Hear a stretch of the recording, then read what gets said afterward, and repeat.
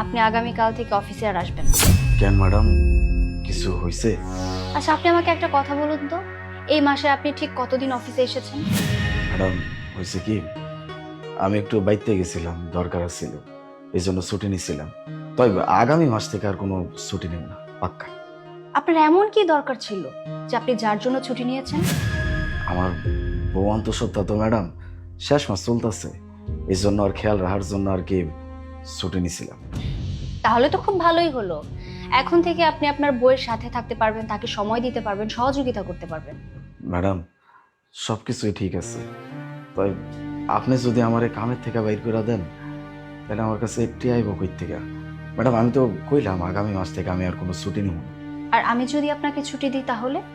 মানে কিছু বুঝলাম না ম্যাডাম। তার মানে হলো আপনি আজকে সকালে যখন কথা বলছিলেন, আমি আপনার সব কথাগুলো শুনে ফেলেছি। শোন, পাশের বিল্ডিং এ একটা নতুন অফিস হয়েছে, ওখানে একটা পিয়ন লাগবে।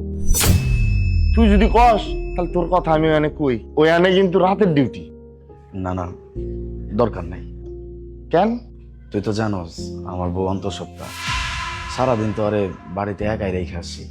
এখন যদি রাইতের বেলাও আমি ওরে রেখে আসি, পরে যদি কোনো সমস্যা হয়ে যায়, তখন আমি কি করব? দরকার নেই, থাক। হ্যাঁ, ঠিকই কইছিস, তুই যেটা ভালো বুঝোস। আচ্ছা, আমি তাহলে যাই। আচ্ছা।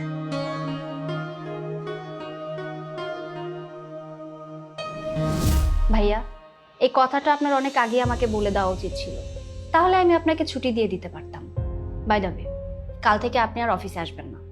ম্যাডাম, আপনি যদি আমার ছুটি দিয়ে দিতেন, আর এখন যে ছুটি দিতে চাইতেছেন ম্যাডাম, তাহলে আমার কাছে টিয়া পয়সা করতে আইব ম্যাডাম। আমার বউয়ের তো সামনে ডেলিভারি, অনেকগুলো টিয়া পয়সা লাগবে ম্যাডাম। এত টাকার ব্যবস্থা আমি কেমনে করব? সেই টেনশন আর আপনাকে করতে হবে না, ভয় নেই। আমি আপনার স্যালারি কাটবো না। কাল থেকে আপনি আর অফিসে আসবেন না। আপনি আপনার ওয়াইফকে সময় দেবেন, তাকে মেন্টালি সাপোর্ট করবেন। তাইলে ম্যাডাম, অফিসের কাম কেমনে চলবো? এখানে আর কিভাবে কাজ চলবে?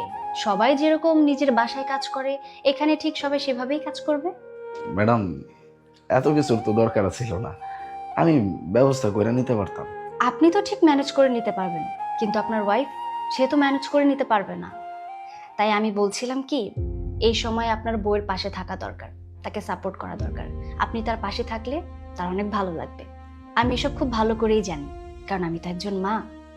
আমার প্রেগনেন্সির সময় আমার হাজবেন্ড লিভ নিয়েছিল, সেও আমাকে মেন্টালি সাপোর্ট করেছে। এখন আর কোনো কথা না, আপনি আপনার সবকিছু প্যাক করে আপনার বাসায় চলে যান। আপনি আপনার বউয়ের সাথে থাকুন। তবে হ্যাঁ, যদি কোনো প্রবলেম হয়, আপনি কিন্তু আমাকে কল করতে ভুলবেন না।